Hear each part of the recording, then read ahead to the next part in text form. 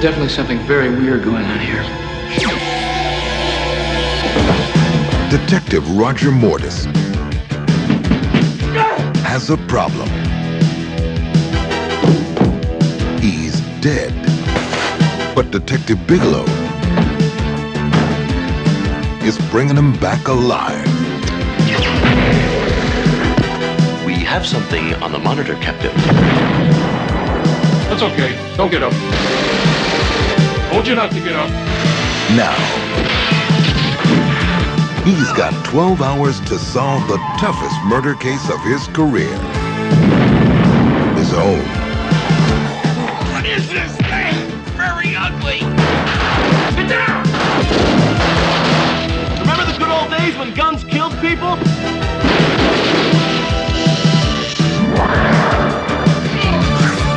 That's it. From now on, I'm a vegetarian. How do you fight this thing? Maybe we could drown it in A1 sauce. Treat Williams Sit down. and Joe Piscopo are dead heat. You shoot them, they don't die.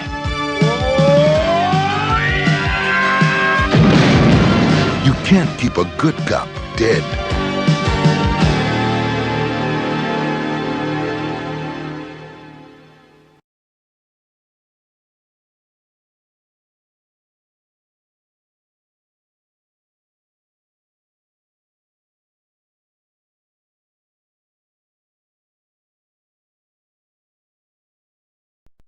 Don't you know that it's worth every treasure on earth to be young at heart? Some people will go to any length to stay young forever. Is that someone? It's Madeline Ashton. Oh, she was a big star in the 60s. I thought she was dead. Oh, madam, you look younger every day. Thank you, Rose. But Madeline Ashton and her old friend Helen Sharp I've lost men to her before. are about to go too far. A touch of magic. Drink that potion, and you'll never grow even one day older. Bottoms up. No warning. Now a warning? Siempre viva! Live forever! Ernest, I'm in the morgue. They think I'm dead. You are. But you're not. Are you telling me it doesn't hurt when I do this? It doesn't hurt. She's dead! She's dead, Ernest. Now he's dead. He's dead? Ernest is dead? Everybody's dead! You pushed me down the stairs. I'm so sweaty. I don't think it's sweat, honey. I think you're defrosting. It's a lie. Universal Pictures presents Meryl Streep, Bruce Willis, It's a miracle! and Goldie Hawn. Look at me. I'm soaking wet. Death becomes her. I just have to make a telephone call.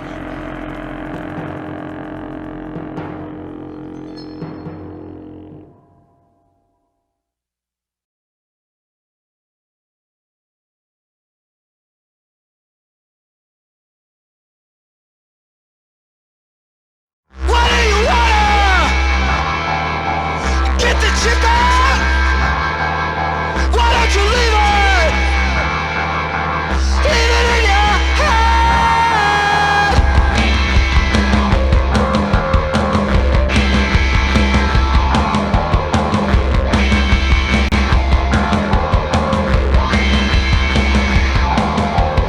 What do you want? All right. Hello. My name is Rob. This is The Cult of Pop. Thanks for joining us here live. We are live on Facebook. Facebook Live on a Tuesday night. Thanks for joining us.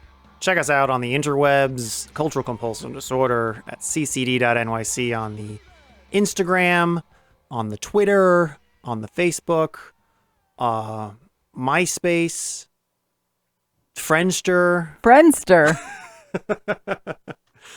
There's probably people who have no idea have any idea what even that meant. Oh, yeah. Thanks for joining us. We're really kicking into the Halloween season here. So we got a cool double feature for you today. A couple of creepy, comedic, decomposing double feature.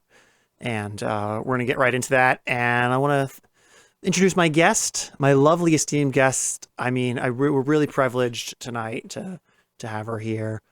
The lovely Miss Alicia. Oh, Hi. Alicia. Hi, everybody. Hi, everybody. Thanks for being here, Miss Alicia. You're much taller than me right now. I want to tell everyone I didn't shrink. Yeah, they can't tell that. I am aging. If there's a shot of both of us, they could definitely tell. It just looks like it's a little... It looks like some Lord of the Rings stuff happening, some forced perspective. It does a little, actually. Yeah, I'm looking at you're it a little Gandalf-y, and I'm a little Hobbitses. I got a new chair. I got a new chair, you guys. I'm not shrinking like an old lady yet. It's a stool, and it's one of these active. It's good for my core, and it's good for standing. No, it's good for all those things. It's just we're gonna have to go into it. It's actually more. It's a bit of a. It's like an Andy Kaufman. I think it's like Andy Kaufman when he would do his talk show, he had the giant where he would put himself up high. That's what it seems like. Yeah, like I'm like, oh, hi. But does that can you boost yours up?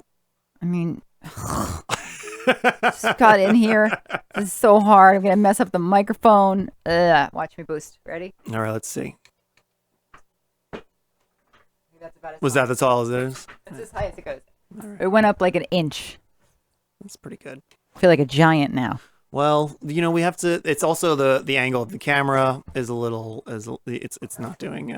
Yeah. There's a lot going on. There's a lot going on, but we can see you. As long as people know I haven't shrunk, then I'm happy with that. I mean, maybe you have. I don't know. When was the last time you measured your height? I mean, this has been an hour. This has been. I didn't say weight. How dare you? So we are in the Halloween season, really full on. The 61 days of Halloween, as they're calling it this year. Nope. Double of what it normally is. Exactly twice of the 31 days, because double of 31 is 61, no, obviously. I have so many issues. First of all, double Halloween is 2, because Halloween is 1 day. The Halloween season, if you want to say double October, that would be 62. Right, okay. No, but so but double 31 is 61, obviously. Double of 30 is 60. I don't understand what you're saying. No. Is that actually what they're saying? Or are they just saying like it's 61 days because it started on September 1st or something? I think that's probably part of it, but I did see a few people on social media and stuff say like, oh, it's double. It's 31. It's supersized. I mean, it is, because from a marketing standpoint, 61 sounds like double of 31, I mean, that is one of the dumbest things I've heard about being posted on social media recently, which is saying a fucking lot. So, but all right. So it's the 600 days of Halloween. Yes, that's what we're going with. We've already decorated the house for Halloween. The basement always looks like this, but the rest of the house is already decorated. That is true. Because why not? Maybe we'll let some of you guys take a peek at that. Why not? Follow us on the Instagrams. Like, I should have put these up in August. It would have been something to do. Well, I'm a big supporter of that. Yeah. So we're digging in. We've got a cool double feature that we're going to talk about today. And as we're gearing up, we like to do creative double features. It's always been, hey, dog. Dog's eating Our dog's eating cat food. Oh, he's eating the cat food. He just finished the whole thing. You were going to throw up. No dinner for you, pal. I don't have a dog cam here. He's going to throw up. Can you get his nose right here? No, I can't get him to do anything. Birdie Pop, look up here. Come up here. No, it's like just out of right here. It's like just out of. And he looks like a cat food faced maniac right now. So we like to do creative double features. It's always one of my most fun things that we do around this time. Is something that's a little bit. Sometimes it can be more scary and then something a little bit lighter, but I like not even just horror movies. I always like to find creative double features that have are tangentially related in somehow sort of thing. But this one's a little bit more direct. So we're going to talk about 2 movies that both have decomposing zombies or what? No, we're not zombies, but yeah, sort of themes. And we didn't go into this as a double feature. We went into this with you saying that's right. It was just a whim. Why don't you tell them how it was? Yeah, it was just a whim on the first one. I was like, me. I try to find something because I know you're usually down, but you like the more comedic horror Yes. a little bit more. Like funny horror, or like I like spooky Halloween, Hocus Pocus style, Worst Witch style. Actual horror requires like more from me, especially when we're eating. I can't be eating. Right. You can watch the most gory stuff I've ever seen in my life while just fully eating a pizza and no problems at all. No problem. So this was told to me. You said, "Do you?" Oh yeah, so I'm like, so I was trying to find something, and I just on a whim put on Shudder. This movie's on Shudder, and I was like, it's a horror comedy, and you're like, okay, cool. You're like, oh, cool, and then I was like, Joe Piscopo's in it, and you're like, oh. It's like whatever night I thought we were about to have just got like 400% worse when I heard that you were leading with Piscopo. So it's Dead Heat from 1988. I mentioned in the post, I posted a poster, Dead Heat. Very cool. 1988 horror comedy, Treat Williams. So you had never seen it? I'd never heard of it. Seen it. So the high level plot is probably interested to hear one. It's I think the marketing around it. I was watching an interview with Piscopo, and he was like, it's Lethal Weapon meets Night of the Living Dead. Jesus Christ, sort of a thing, and that's it. A buddy cop movie that were very. See, to me, it was kind of like if they mixed the Crank movies with The Fly, and it was horrible. That's kind of what it was like for me. So I haven't seen this movie in a really long time. It used to be on TV constantly, Channel 11, and I'd seen bits and pieces of it. I've definitely seen it. It's been a while, and it's not quite as good as I remember in my brain memory, but it does have something. Piscopo is definitely the highlight, I think, that everybody remembers of this. It's a Piscopo movie. Yeah. Treat Williams is the star. And we were like, what the hell is he in? And he's just in a bunch of terrible things that we've never seen. Well, he's in like a lot of things that were like on for a long time, where he did like 4 episodes, and then he came back and he did a lot of TV movies, a lot of it's a lot of family friendly stuff. Yeah. Too, it's a lot of romantic-y things. He's a dad thing. The only thing that I remembered him from was 1941, which he's the bad guy in that. I'm like, this guy looks like a smarmy motherfucker, and that's why I remember. And he also reminds me of Ted Knight from Married with Children, or like that guy from Starship Troopers. Like the smarmy other guy. I know they're way different ages, but he's got that look, like asshole, full of himself, handsome. Yeah. But most of the time he was in most of his things. He was in that show Everwood more recently. I feel like he's usually soap opera kind nice of guy, and then he was a dad kind of guy, and then, but yeah. But he's the lead in this, and he gets killed and reanimated. He's basically a zombie, but fully conscious type zombie.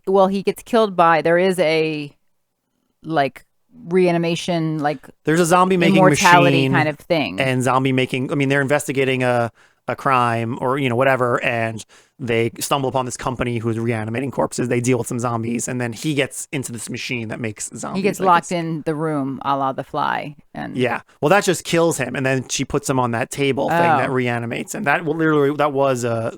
They couldn't just have it. He'd like fall into the thing and become a zombie. It was like this is the whole thing.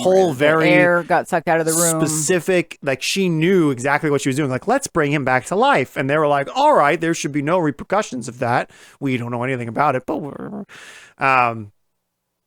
so there's an evil corporation. Vincent Price shows up in this as well. Oh, and his name is Detective Mortis. Oh God, it's Roger Mortis, which is like it should have been. His name could have been just like Rigger. It's like Roger Murtaugh already from Murtaugh. Murtaugh, isn't it from Murtaugh? There's no G in there. I mean, there is, but Murtaugh. It's Murtaugh. It's like Kavanaugh. You don't say Kavanaugh. I don't. Well, Murtaugh. He says his name like 100 times in the movie. I've never heard it. Riggs and Murtaugh, get in here. I'll have your badges. Said it. That was a G. Murtaugh. Didn't say G. Well, we're in a fight. It's very. I believe you. But anyway, it's very similar to his name a little bit already. evoking sort of Lethal Weapon, this is only a year after Lethal Weapon. Yes. The first one. And then obviously rigor mortis, as you mentioned, Roger Mortis. How clever. Which it's not that clever. No, nothing in this was.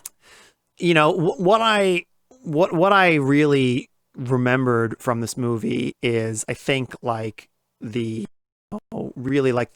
end, like the final acts, sort of thing, where there's a lot of action and there's zombieing and Vincent Price and stuff, and like I remember some of the cool fun parts that I would remember as a kid, but like and I remembered like, oh, Joe Piscopo is funny, and like he's somewhat amusing, but it's just so him, just right on the money, like just sort of like the goofiest jokes.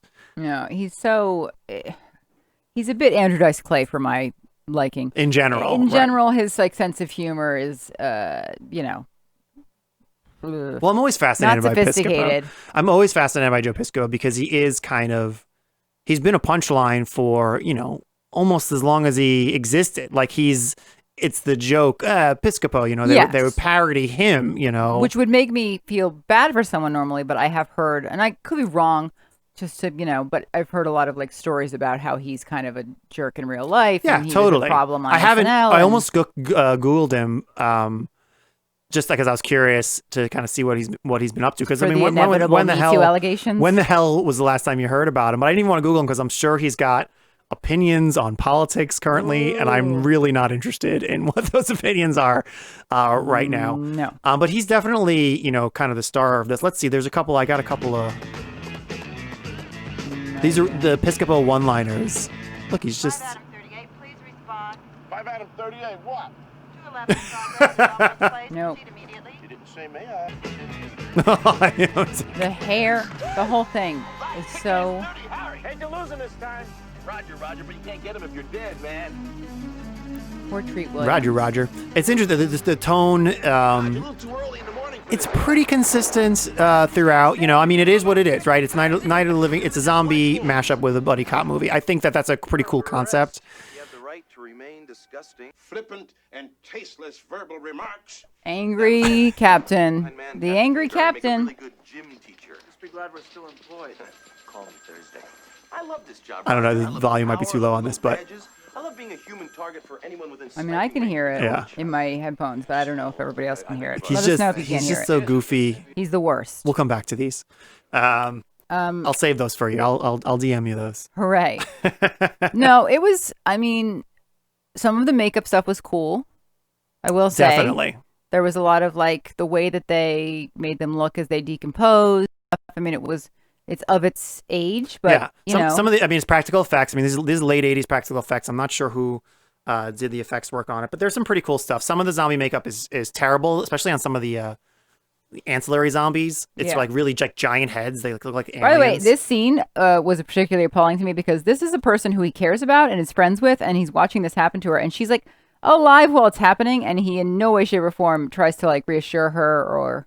I like your comment was she kept talking with this guy like, oh, she seems alive way longer than one would think because I can see through her skull, so she has no brain. But some of the other zombie, but the effects on Treat Williams once he kind of goes full zombie is pretty cool. He's like half burned. Yeah. So like towards the final hero shot, of him, and when he's strapped. I had that scene with. Let's go back to let's see what Piscopo's up to here. Your erection, pal, but we'd like to speak with the management of this facility. Tampons, hemorrhoid cream, stuffer crabs. Hello. Hi. So gross. Everything with the women, so gross. All of our products are thoroughly. Oh yeah, it's so cliched. Like they introduced 2, maybe 3. I don't know if I remember correctly. Female characters with a shot that started at their shoes and then went all the way up their body in slow motion while they were entering the room. It was like, here's the medical examiner, and it was like, nah, nah, nah, nah, nah, nah, nah, and he's like, oh, shoes up the legs. This one looks gonna be trouble. No. But he's. Disneyland. Miss James, I gotta take a leak so bad my teeth are floating. Is there a little boys' room around here? I mean, just look at the physical nature that he. Becky, we've both seen this guy brings to it. shit-faced. He's looked a hell of a lot worse. Brings out your eyes. Missed the spot. It was interesting the tone, like once he becomes dead, there's this ticking clock that he's got, like, 10 or 12 Before he hours until he's dead. Like, until he fully decomposes. Right, he's decomposing for these several hours, and then he's gonna be dead. And just the flippant tone of it was, it was. I get it, but it was also like I never quite nailed it. I kept being like, this is weird. Like, I feel like they should be somewhat addressing it or be more funny. Be like, I'm or like more driven to like get to the bottom of it. Like, this person has killed me. There's no, either you should be driven to find a way to get away out of the dying, the inevitable dying. And then once you've accepted the inevitable dying, you're driven to go forward because you want to get even or get the people that did this to you. But like, it was like, it never quite goes there. There was no even acknowledgement of like even remotely any one of the 5 stages of death would have been nice to see from any of these people. But it was just like, there's a little bit. He's like, I think he's that woman knew she was going to decompose within 24 hours. The one who just did it, and she's in a towel because right before she had just taken a shower. Which, like, if I find out now that I'm dead in 24 hours, I'm not taking a shower. That's fair. Like, what's the excuse generally? We could all be dead anytime. I've given up. You're just decomposing. Yeah, aren't we all? I mean, through the lockdown.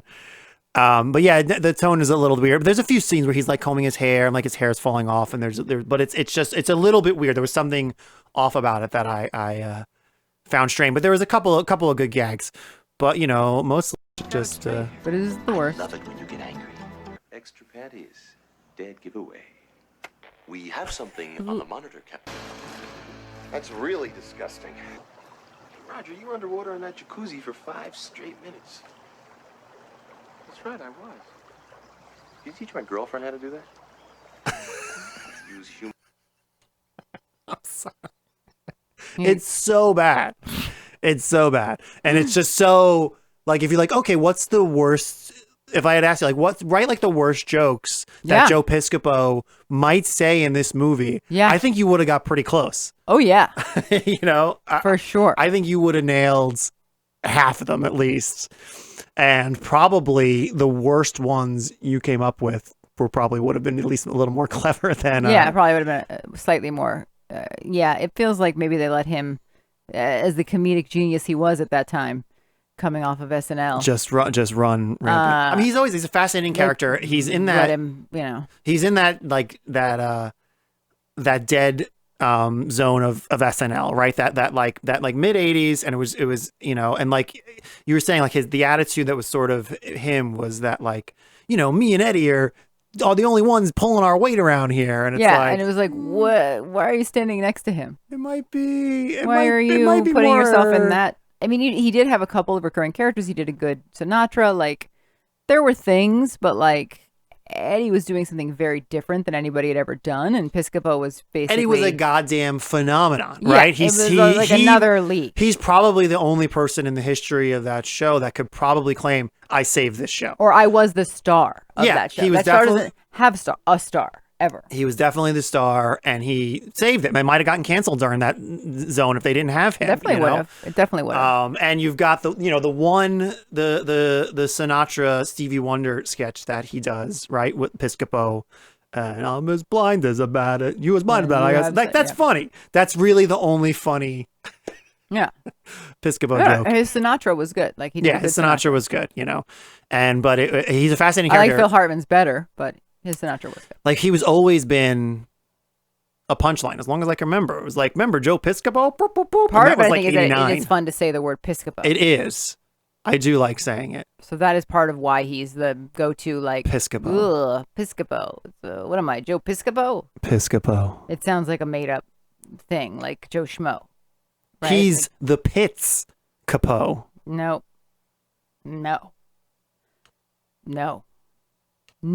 Okay. I don't care how big you are in your chair. It's a definitive no from me. So look at it. Oh, I'm afraid. What do we do with the ring, Gandalf? That's what it looks like. No. I told you to lower your chair.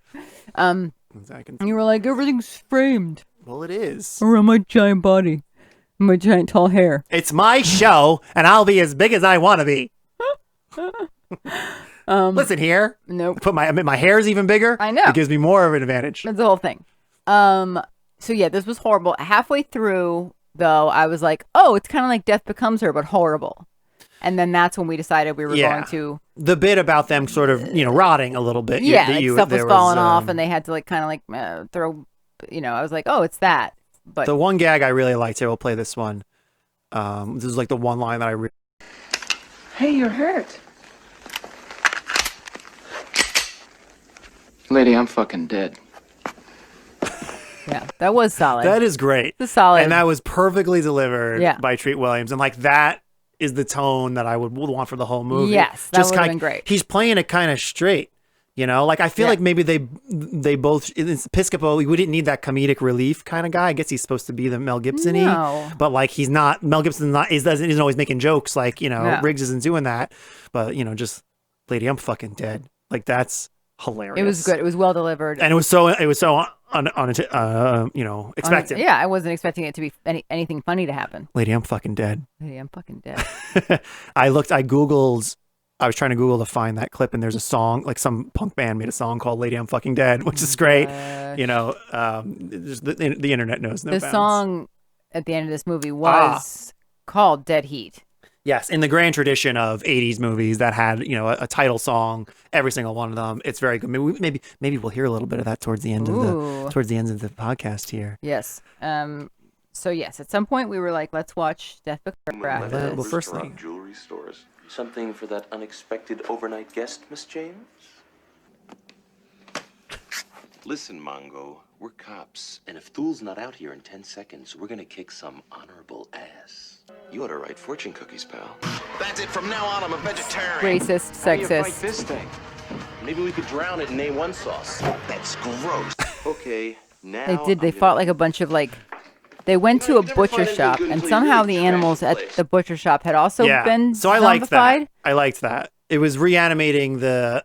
I mean, it was goofy. It was a gag, but it was like chickens, dead plucked chickens. It was literally were coming to life and attacking a liver, them. just the liver was like. Whoa, whoa, Yeah. whoa. I was like, a- that's kind of funny. It was like a bull or a pig or something that had no head and just Gut it out, and it was gross, and the effects were pretty cool, and Yeah, I it was was like, well I'm like, done. that's a good gag for this kind of movie. Once the gag started happening, I was like, okay, I get it. I remember why I like this. The upsetting part about it was probably not upsetting in the 80s was that it was in the Chinese restaurant kitchen, so there was a lot of racial stereotyping about these people will eat anything. There was a lot of that happening that I wasn't as big a fan of, but again, if I'd seen this in the 80s, that would have it wouldn't have registered. You were like, that's a normal thing to say. Yeah, that's what people say when they're in a Chinese restaurant. It's you should write fortune cookies. That's what you say God. to Asian people, just that kind of stuff. But it was a different time. Yeah, so that kind of stuff is glaring, but less so when Joe Piscopo is involved. Because I think he would still make those jokes. Y'all sound like a bunch of wussies to me. Not only that, if you multiply the population of Rhode Island by the square root of my ex-wife's weight. I always love in a movie when there's this much stuff on the dashboard that's just not moving around at all when they drive. There's just open magazines and books not moving when he made that turn. Just a pile of napkins. Yeah. Looks better than you. Hey, Rod, you think we'll be reincarnated? As what? Oh yeah, they both got You get a choice. You can killed choose at some whatever you point. want. Oh, you mean like a statesman or a president or a prize-winning novelist? Personally, I'd like to come back as the seat on a girl's bike. That's how it ended. It's the worst. That's how it It's ended. the worst. I want a sequel with Piscopo and Treat Williams now. Yeah. I want him to come back as a seat on a girl's bike too. Yeah, mine. I feel like it would be less appealing than he thinks it would be. Because, ugh. I want a sequel, Dead or Heater, and let's just bring them both back right now. Dead or Heater? Dead or Heater. Bring them both back now, and just old, and they're just still decomposing for the last, oh boy, 30 odd years. Because things were going pretty quick. It must have slowed down. Yeah, well, I think I said that, and you were like, yeah, no makeup, right? Just have them. Oh yeah, if they did it now, they would just come back and they wouldn't need any makeup. And they'd be like, "We're decomposing." Because they're so old. Because they did decompose since then. But yeah, I mean, Dead Heat. Parts of it lived. I understand why I liked it as a kid. I understand why a lot of the guys I grew up with as I've kids never heard liked of this it before. And it was a cool concept. And again, the last act I thought was cool. Vincent Price is in it, which is cool. There's a pretty cool supporting cast in general. Robert Picardo is in it, and a couple other guys. Vincent Price, he's on the TV. You think he's dead at first, but then he's alive. And it's a cool performance. One of rounding out to one of his last. He passed away in 90. So that was cool to see. Yeah. But So then I was like, how about we do Death Becomes Her? I haven't seen it in a really long time. Mm-hmm. And definitely held up a little bit better. It's amazing. Than Dead Heat, and it is great. I feel like if you're gonna go Piscopo to Streep, then you're probably gonna have a better experience. I saw this in the theater. I went to see it. My sister, I believe, took me to see it. It was really one of those we call now. I don't know if the term even was the 4-quadrant film that it was able to touch everybody, like kids, women, old people, like everybody could like this movie. And yeah, it's accessible to not too gory for some ages of kids to go. Yeah, there was a lot to it. And it was a big. This was a big movie. Oh yeah, it did really well. I mean, first of all, I was saying this when we were watching it. I obviously love Meryl Streep. I obviously love Goldie Hawn too. Goldie Hawn rarely does anything but this kind of thing. She's playing meaner here than she normally plays. She's normally more bubbly, although not always. But she's almost always comedic. I don't. There probably are examples where she wasn't comedic, but I'm not thinking of them right now. Yeah, I'm trying to think. So Captain Ron. That's true. That was a very serious, dramatic turn. But Meryl Streep obviously does everything. And it's almost like you forget.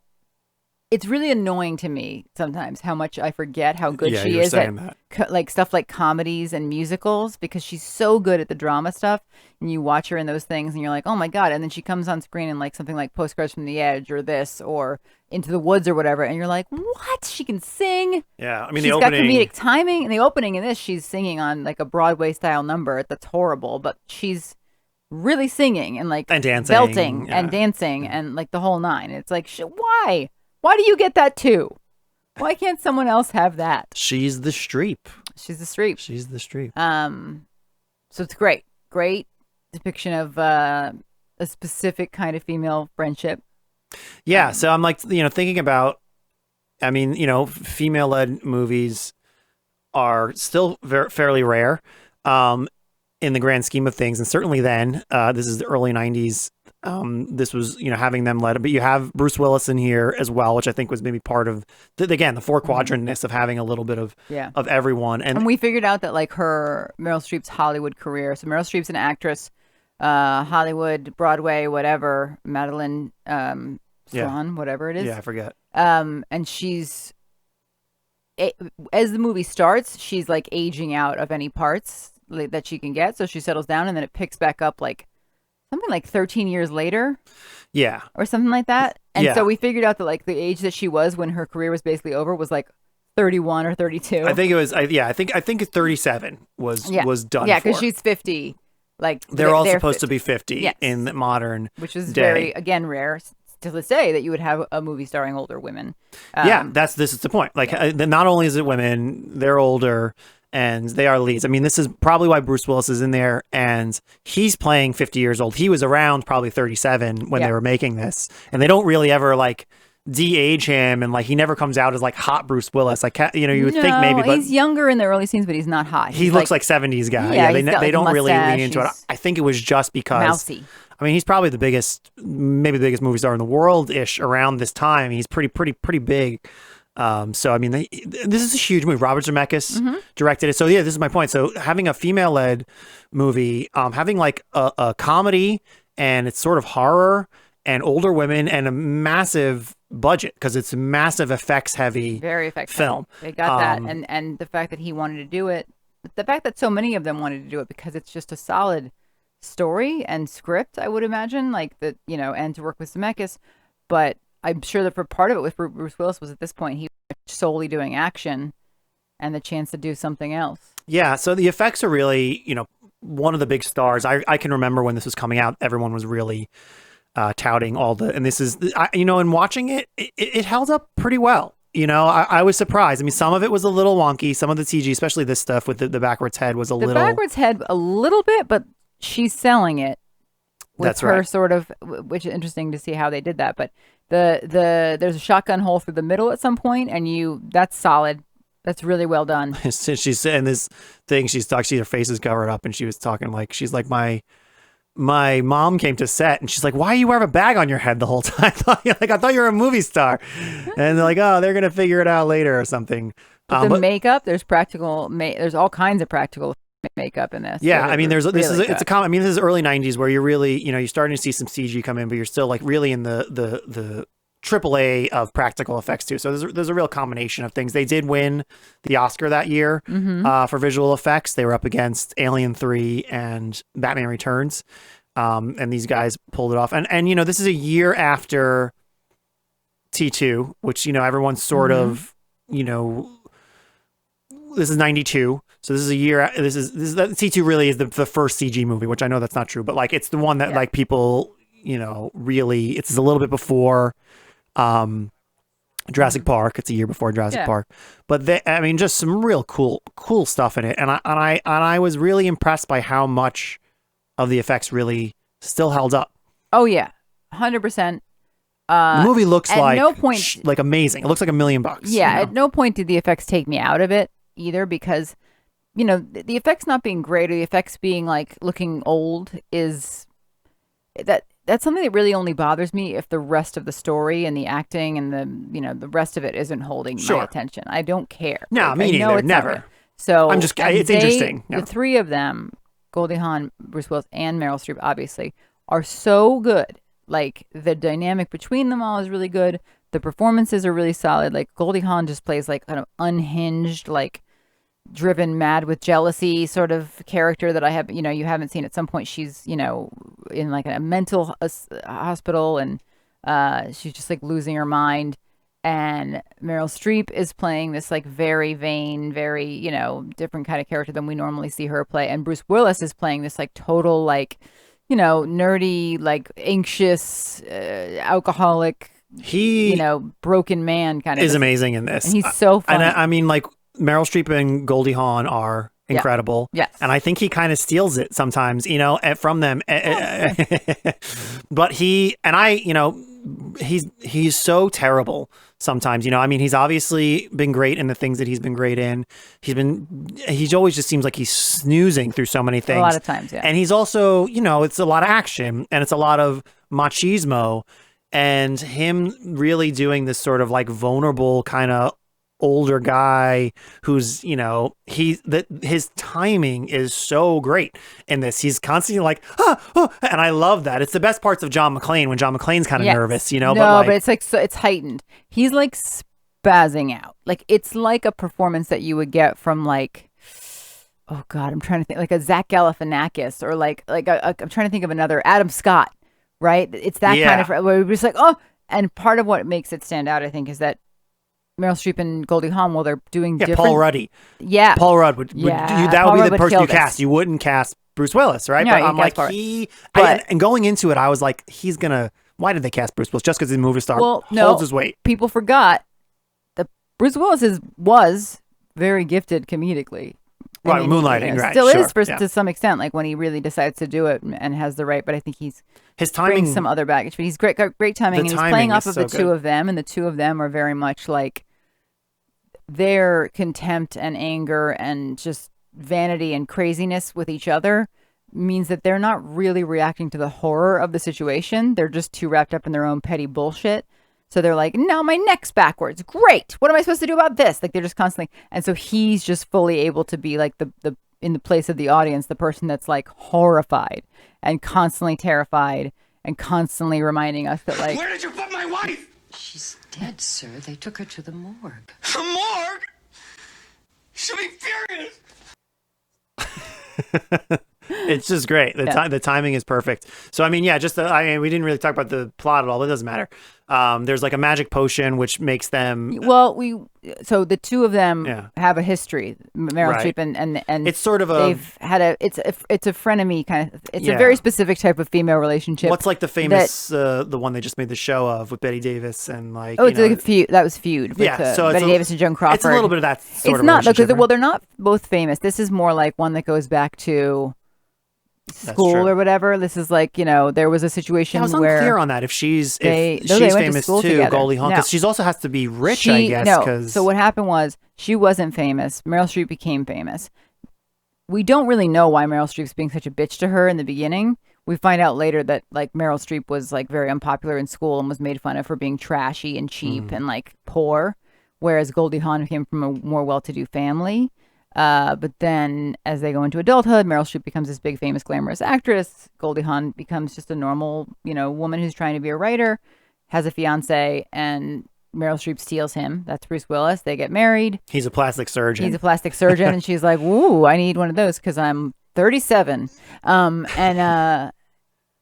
And so there's this like dynamic of like she's done that to Goldie Hawn several times. Right. Stole a few boyfriends. There's reasons on both of their sides of why they think the other person has wronged them, essentially. And Goldie Hawn is not famous or not doing well at all, but when she comes back into the story later on, all of a sudden she's gorgeous. Like Meryl Streep's expecting her to show up and she had been very heavy for a while and like very depressed for a while. So she's like, oh, it'll be so fun to see Mad. I can't wait. The fact that they call each other Mad and their names are Madeline and Helen, and they call each other Mad and Hell, which Very is funny. amazing. It's good every time they do it. With like just like the fakest, like Mad Hell, how are you? I love it. But she shows up and Goldie Hawn is looking like Goldie Hawn, and Meryl Streep's not happy. Goldie Hawn is. And so we figure out such a later knockout. that Goldie Hawn. We find out as we go through, Meryl Streep gets this potion, and then she sort of pieces together like, oh, Goldie Hawn also got this potion, and is now famous for writing a book about beauty secrets, like the secret to staying young and beautiful. Isabella Rossellini. Isabella Rossellini. It was also amazing. And you see her butt. Mm-hmm. Siempre viva. Live forever. She's so good. I remember seeing her butt. Like from the first time I saw it. I'm like from like 2 nights ago. Well, yeah, but when we were gonna watch it, I remembered that you get to see her butt. There's two money shots. There's you knock off Meryl Streep's head, the shotgun blast through her stomach, and Isabella Rossellini's butt. That's 3. Those are the 3 money shots. Well, yeah, those are the 3. But she's good too, in a supporting role. Oh yeah, everybody's good. It's really well cast all around. The doctor, like, there's all sorts of cool. I mean, it's Zemeckis. Like, this is Zemeckis. The doctor's Sidney. Like a year or so after Back to the Future 3. Sidney Pollack, I think, is the doctor. Yeah, and he's great. He's like fully freaking out because he's basically examining a dead woman to figure out what's happening. But the money shot with the stomach, I still think really holds up. Mm-hmm. And like that's obviously, it's a composite shot, and there's practical in here, and you can, why is there so much water in her? and like how did that? But I guess it could have sucked all up. I was reading something. Somebody was like, "Why are her eyes white?" They're like, "Cause she bled out," and like it's sort of. I remember being a kid and really being interested in the rules, right? Like even in Dead Heat too. Like, and I feel like even the rules are almost a little clearer in Dead Heat because it's just like, you're rotting away and you're going to be dead in 12 hours. Like this is like, you're just live forever. Like what happens if you chop them up into little pieces and you live forever, but any damage that you do is that's what in the preview. And now a warning. Now it's that. Now this looks good. This looks like really good. No. And I love the idea of framing. That's very like Zemeckis-y to frame the shot of them through the stomach hole. She's furious. Oh yeah, I mean it's just such a great shot. I mean them and then her standing up and seeing it. I need someone, if anyone knows of anyone that would fit this bill, I need someone to do these 2 women as a Halloween costume with me one year. Yeah, so I was looking at the the like messed up neck and the shotgun hole. We got to go full. I was looking up some stuff, and there was some drag shows of this show. Unsurprisingly, this I could do better than that. This movie is a mirror on her stomach. has a nice occult value that I don't hear it talked about that often, but I was doing a little bit of Googling, and there's still it has a life, and I feel like it's deserving of even a little bit more because it is It's very unique. You know, they hit all the marks. It is funny. Mm-hmm. Definitely funny. The women are funny. Everybody's great. The effects are top notch. Yeah, it's really good, and for its time too, to have a female-led comedy where the jokes aren't obviously, at least, aren't obviously written by a man as like, this is what women say to be funny, and like, yes, they're being catty, and yes, there's they're not, you know, obviously great role models, but like, not all women, just like not all men are. It's rare that you see movies where women are allowed to be petty, like all the things that men are in movies all the time. They're sort of constantly either like the most evil person on earth or like the best angel person on earth or nothing, just there to listen to Joe Piscopo and go, oh, you. And that's frustrating. And to see something like this where they were like actually complete, like fully drawn out characters with like backstories and histories, and like part of it's in the fact that they're both great actresses and they're able to bring that to life, but very much it's written that way. Like I don't think it was written by a woman. I didn't look at who the screenwriter was, Probably but not. It feels like it could have been. Like these are actually some of the ways that women talk, and you know, obviously they're vain and you know, selfish women, but it's not out of it's kind of Mean Girls-y in tone. It's real, and it's their relationships with each other, you know, and it's you know, obviously there's a man involved as well, but like it's not about him at all. You know, he's just another tool that they're using. He's there to react. He's there to react, and he's there to keep them looking good. But it's such a good movie. I cannot recommend watching it enough. Like, and then at the end, I don't think I have a clip of that. They fall to pieces at the end, and that's another great good mention. And I was so it's the end is 37 years later, and I'm like, it's almost now. Oh yeah. I guess it was 92. So it'll be 30 years soon, right? It's almost 30 years. I'm like, oh, God help us. Yeah, and they don't look great. They're being held together with like Bondo and like spray paint and all these other things they have to use to cover up. For the last 40 years, they've been various. I'll paint your ass, you'll paint my ass. Yeah. Like it's I don't know. How about a sequel to this? I can go for that. Yeah. You know, get these two women again, no makeup. Oh, sad. No, they both look amazing. They do. Yeah. But you could do something like where they get to take it again, or something like there's another, you know. Oh, then do we get into some de-aging then, kind of thing? Yeah, that'd be cool. I would pay money just to see how much Meryl Streep could change with no makeup, no de-aging, no nothing. If you were just like, now play 40 years younger, I feel like physically she would actually transform in front of your eyes, and you would be like, I think you're right. She looks younger. I think Goldie Hawn looks I don't same. know how she did that from inside, but she can do that. They both look amazing. Goldie Hawn still looks the same. I mean, her and Kurt Russell both are just the comedy incredible. They're very funny. Can't recommend this one enough. Can't not recommend Dead Heat enough. I always remember, I remember there's different parts I remember seeing it as a kid, you know, and like, again, everybody would see it different, but I always remember when he dies at the end, it's his funeral, it's Bruce Willis' funeral, and it's like, and they say life begins at 50, you know, and he had this whole life that happened after this, and it's always stuck in my head, like, and I've always been like, you know what, it's never too late to like do what you want to do. Cut to Rob's 51st birthday, and I'm just holding him while he sobs, because it hasn't started. That second life hasn't started yet. Well, I mean, or it has, and he's with another woman. That's not exactly what I meant. But I thought you were saying like. I just mean like that idea that you can always, that like you're not, that being old doesn't mean you're dead. No. Right? Like in 50, especially when I saw this, which I was like 12 years old. 50 seems very, very old, and like the character's old, and I'm like, wow, you could still do more things, and like there's always been a little bit of a thing that rattles around, because you know I'm obsessed with people's ages, characters' ages, actors' ages. Well, this is my concern with like what happens if you're 52 and that second part of your life that's amazing. Well, I would hope is there an age where that the current situation I'm not quite as miserable as the situation that he's in, and maybe I'm already in. You would hope that I'm in the fulfilling. But you don't know what happens when I'm getting closer to 50. Things could get real bad around here. Worse than this. But it's interesting what your kid brain kind of retains, and the things that you focus on. Again, it was like the rules of the the decomposing and stuff I was very focused on and stuff. And it wasn't still watching this time and other times, like the relationship between the women and sort of understanding a little bit more what the whole point was. I focused on different things. There were multiple times while we were watching this where I was like, ooh, she's about to wear the black bodysuit with the organza jacket. And you were like, what?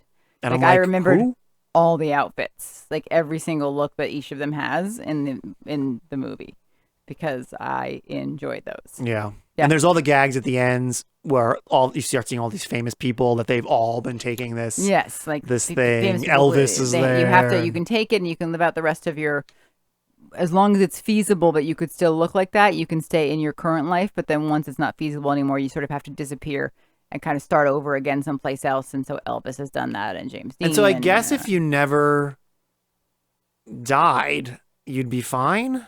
Yeah.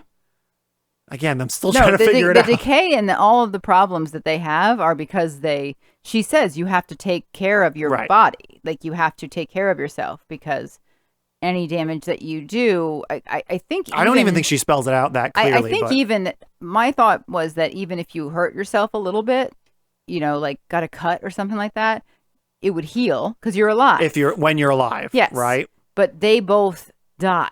Right, like, fully die. Like...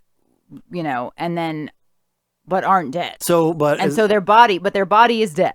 As long as you don't have a traumatic death, like, I guess it saves you from old age. You would still be rotting.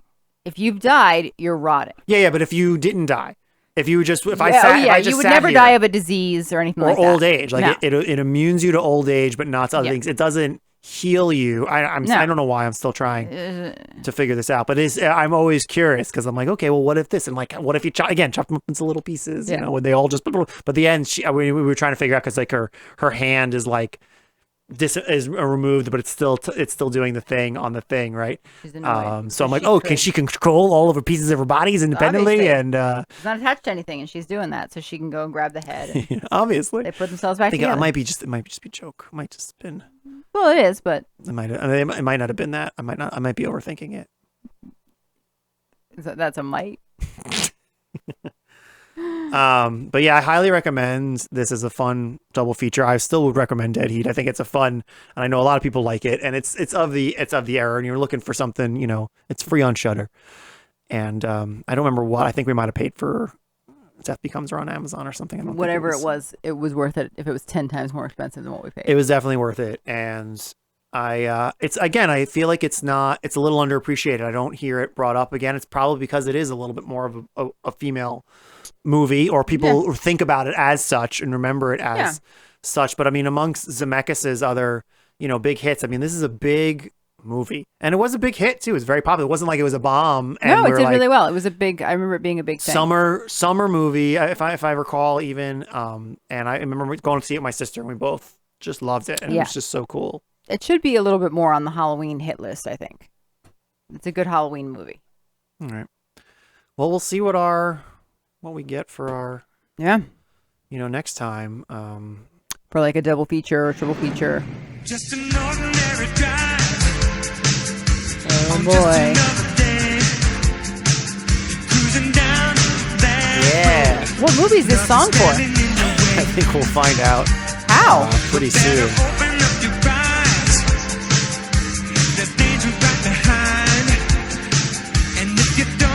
It's cool. I miss that every When did this start that they did start doing this? Is it Ghostbusters? Oh, it's a Dead Heat. I don't know, Ghostbusters, that's probably a pretty good guess as like the first big famous one, maybe, because that was such a giant hit. Yeah, that everyone was like, we need a song that's about the movie, like where it says the name of the movie.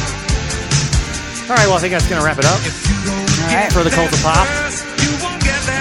Check us out on the interwebs, all the places, Instagrams, Facebook, and let us know what you think about the show. And we'll get down with some Dead Heat.